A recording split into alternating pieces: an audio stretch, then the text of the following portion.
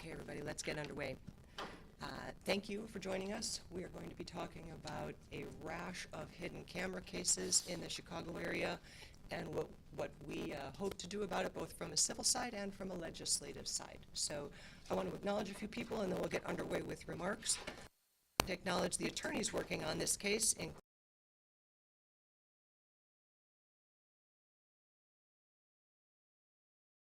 Senior Partner Mike Holden, who is not able to be here today, Partner Daisy Ayllón, Sarah Raisch, and Maura White.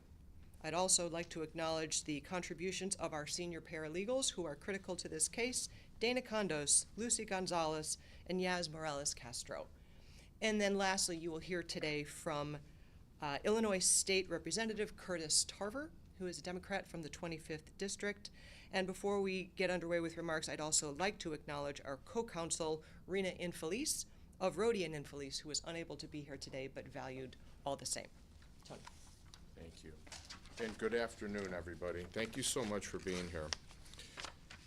It seems like we've told this story before about hidden cameras being in places where they shouldn't be. And when you look at why we're telling this story today, it's because we're likening this to a plague. It's a plague that is afflicting our communities. It's a plague that can't be fixed or solved with a vaccine. There is no medication that can take care of this plague. And so we have to figure out a solution. We are here to problem solve. Why are there so many hidden cameras in places where people have their expectation of privacy, where they are in a location where they are compromised, where they don't know that they're being compromised, where they are in a state of undress, or maybe even fully or half naked, and people, predators, continue to use these hidden cameras to their advantage. And so that's why we're here today. We're here to solve this festering problem. This is a violation of trust. It is disgusting and it's damaging. You hear many people say, well, they don't know that they're being recorded. What's the harm? There is a lot of harm in having your privacy invaded and not knowing it until afterwards. It comes with a lot of embarrassment. It comes with self-doubts about why you let it happen. So there is something that needs to be done, and we are aiming to stop it. Either we stop it with criminal justice, but we're offering a better solution to the problem, civil justice, by strengthening our laws and ensuring that no one can ever video record a susceptible person or a child in a compromised or undressed situation without knowing that they are being recorded. And this behavior, particularly in a healthcare setting, is toxic and deeply harmful to any individual. And when you see it happening over and over again in different places to a growing number of people, we know that things need to change. And that's why we're here today. So our firm, Romanucci Blandin, has filed a civil lawsuit against the Batavia chiropractor's office and its owner for secretly videotaping patients during treatment. But the sad thing is that this is only one of the types of cases that we have regarding invasion of privacy. This will be 4 that we have right now. This is what's deeply disturbing. And it's even worse that it's impacting children as well as adults. So the cure for this plague will take several steps. We took our first by filing the civil lawsuit, and there is already the criminal justice angle is in place with charges being brought against the chiropractors and the owner for what they did. And then, of course, we need legislative action to create systemic accountability and change. And that's why Representative Curtis Tarver is here today. That's where he comes in. You'll hear from him in a minute and what he plans to do about this in terms of new legislation to protect children and adults from hidden cameras, something unbelievably that our state does not have. You would think that there were invasion of privacy laws for civil cases. Does not exist. We're going to change that. And we thank him for his leadership and his immediate willingness to take on this important cause for our communities. And thank you, Representative Tarver. Now, legislation will be the vaccine for this problem. We are here to solve problems for our clients and constituents in a multidimensional, transformational approach. That will be full justice. Let me give you a little bit more background before I turn it over on what happened first. Children, parents, and grandparents in suburban Chicago have all been exploited by being secretly video recorded during medical treatments. They were vulnerable and they should have been in a safe place. Our new civil lawsuit details how the male owner of a Chicago suburban chiropractor's office abused the trust of his medical clients by secretly recording them in treatment rooms. So this lawsuit is on behalf of 4 patients, 3 generations from one family, all of whom believe they were violated by secret recordings in this medical office. Additional lawsuits on behalf of more plaintiffs in this matter will be coming forth soon. So this case is disturbingly similar to recent allegations of secret video recordings of young female employees in a bathroom of a suburban ice cream shop in Addison. We filed a civil complaint against the Flavor Frenzy ice cream shop and its owner on behalf of 11 young female plaintiffs earlier this fall. The store owner is also criminally charged in that case. Had the legislation that we're proposing been on the books, that wouldn't have happened. There would have been a clear warning sign that they were being recorded. And our law firm is also investigating 2 other recent reports of hidden cameras in 2 Chicago area businesses where people may have been secretly recorded in states of undress. We'll have more information on those cases coming up, but certainly it is our hope that not only are we bringing one anchor, one part of justice to this case by the civil lawsuit, but by closing all the gaps. And now I'd like to introduce Sarah Raisch to the stand, and she'll talk to you more about the case. Thank you, Sarah. Thank you. In our latest civil case involving secret videotaping when people have an expectation of privacy, the place at stake is the medical office is Hanson Family Chiropractic in Batavia, Illinois.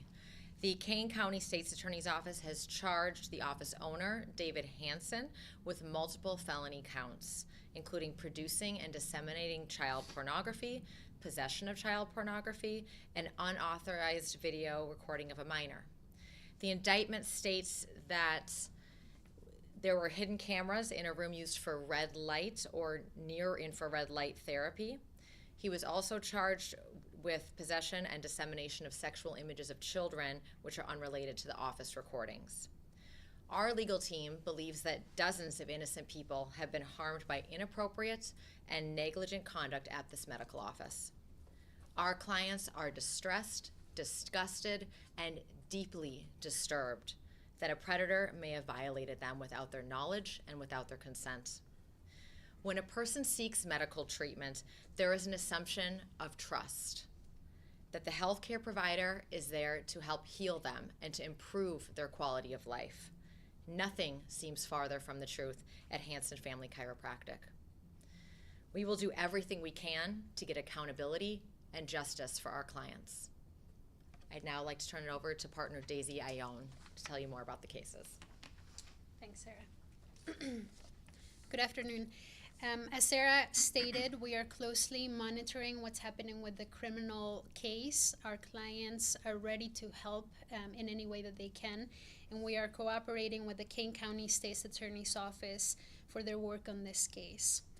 Together, we represent 4 individuals who were treated at the Hanson Family Chiropractor, and they have serious concerns about their trust being violated. Our complaint has multiple counts. It was filed yesterday in the Circuit Court of Kane County, and the 4 plaintiffs are all members of the same family. 2 of them include minors. Our clients are suing both the individual owner of the clinic as well as the practice itself, and we have different counts, including invasion of privacy, negligence, intentional infliction of emotional distress, negligent infliction of emotional distress, and various other theories, including the violation of the Illinois Consumer Fraud and Deceptive Practices Act. What you'll hear and what you'll read in the complaint is that there was a huge violation of privacy and of trust, and our clients have suffered immensely. As Tony Romanucci mentioned before, not only are there serious concerns for trust, but what happens in these types of cases is that clients don't know what happens to their images. They don't know who has access to these images, how many people have viewed them, and that is a deep, deep concern, especially because these images now exist on the internet and other places, and so there's reputational harm that they have suffered. I have a short statement from one of our clients, Jane Doe 1. She said, "Our family is in complete disbelief that someone we turn to for help and healing has violated us in this way. And for so many members of our own family to be exploited, it raises serious concerns about how many other people have suffered the same harm. The actions of this chiropractor seriously diminish our trust in healthcare providers." Thank you for your time, and now I'm going to pass it over to partner Gina DeBoni for some additional information. Thank you. Good afternoon. Abusers pick their victims carefully, and this medical professional counted on his position of power to prevent him from ever being held accountable for his misconduct. Children are taught at an early age to trust their medical providers. There's no greater trust of that between a doctor and his patients. These children trusted him. He exploited them. The conduct Hanson is accused of is vile and abhorrent. We do not believe that any of our clients were aware of the secret recording. Here, children undressed in what should have been a safe and protected space. All the while, they were being secretly recorded. Patients should feel safe in their medical provider's office. They deserve and have an expectation of privacy. Instead, their trust was betrayed in the most horrendous way.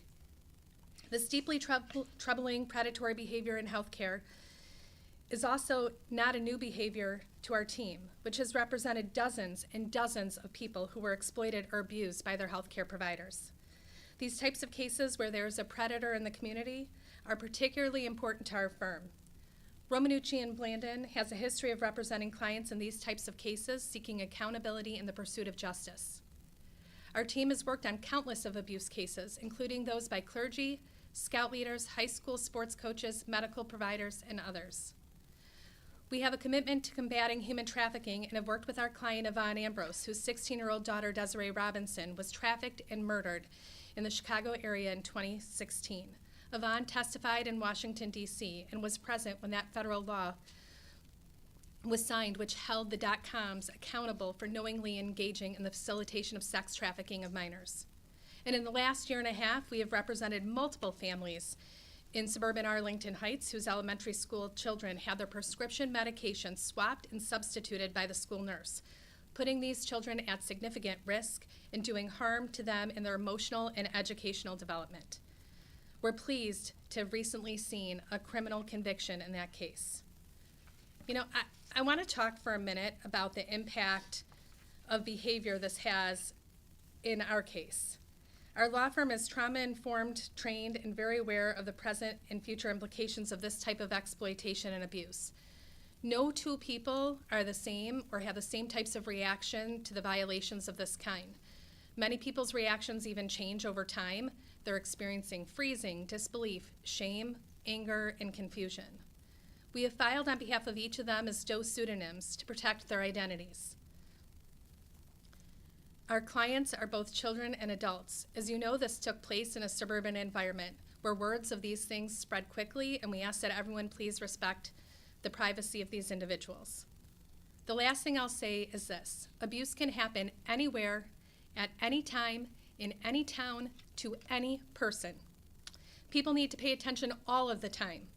They need to be aware of their surroundings, things that don't seem quite right, and speak up if they have concerns. Senior Attorney Maura White will now briefly walk you through the details of our complaint from a few weeks ago in the other hidden camera case. Thank you.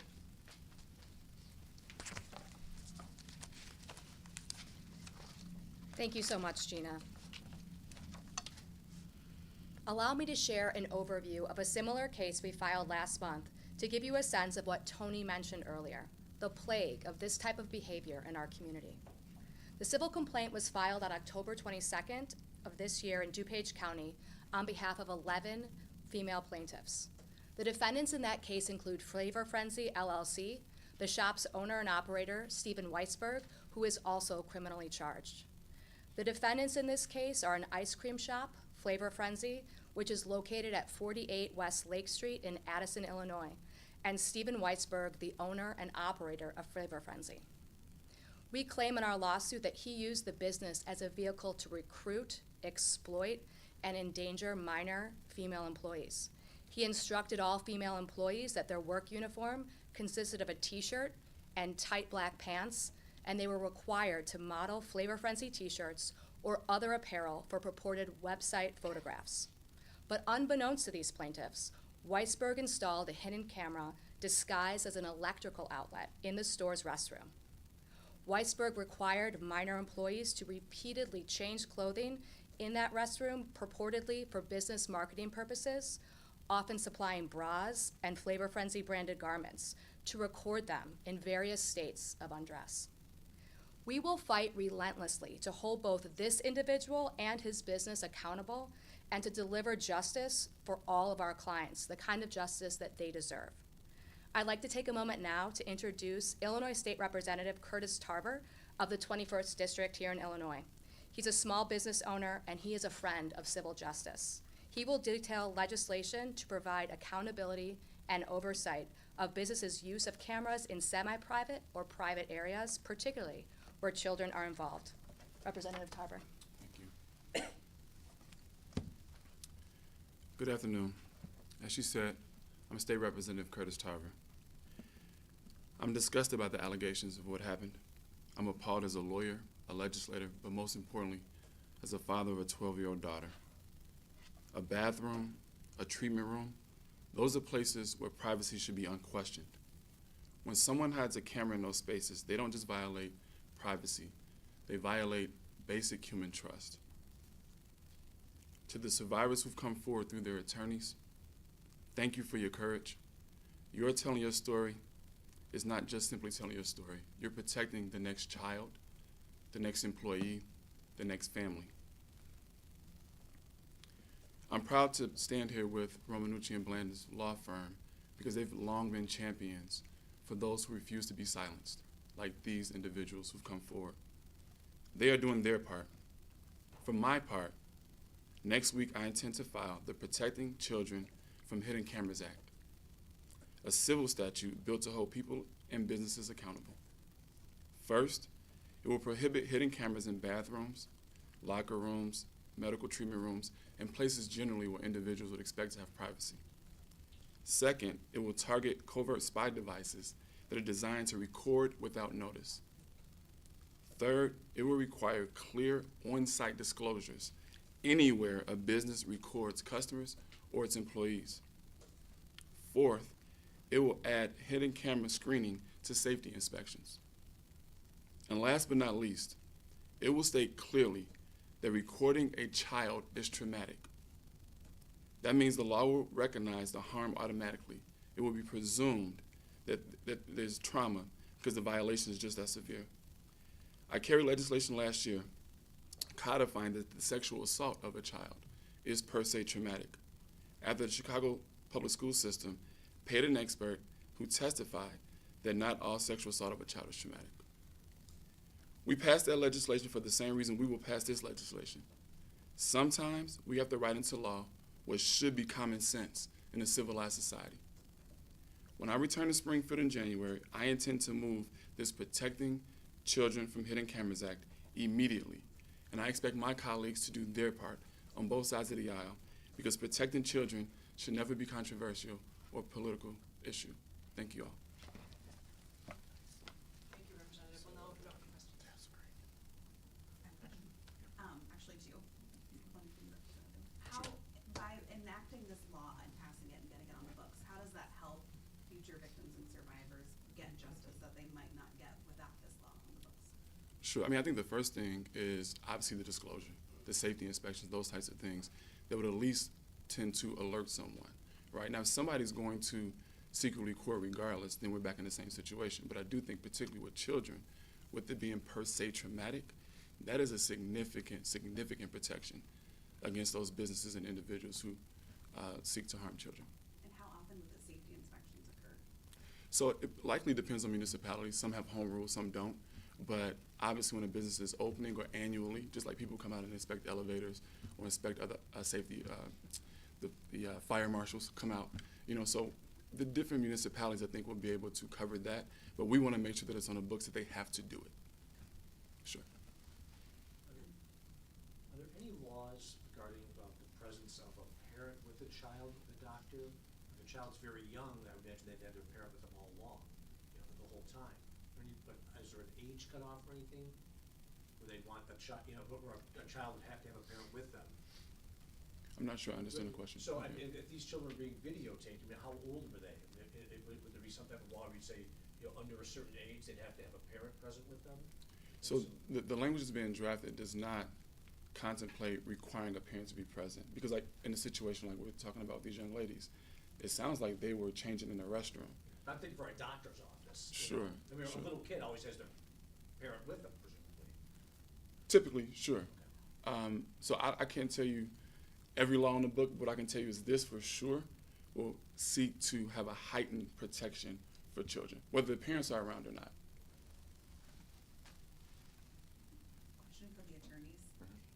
When we initially covered this case, the state's attorney was asking anyone who thought they were a victim to come forward so they could go through the process of identifying whether they were in fact on the recordings. Have your clients taken that step yet, or do you plan to? So we certainly plan to, and the clients that we're representing today that have filed, we have many others behind them. So there are many others, but this is just the first wave of lawsuits that's coming against Hanson. There were members of the same family? That's several generations? That is correct. Can you tell us about that? Yeah, I mean, what we're talking about is, parent, child, and I don't know who the other generation was. Who knows who? Grandparent. A grandparent. So it was familial. And did one of them have an idea or something, or how did it come about that they knew?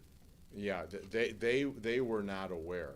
They were not aware. We discovered it through other means, or they discovered it through other means.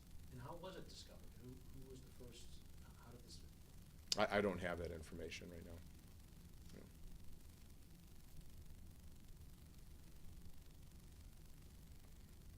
Anyone else? All good? All right. Well, thank you so much, everyone. Good seeing you. Thank you. Thank you, Christian.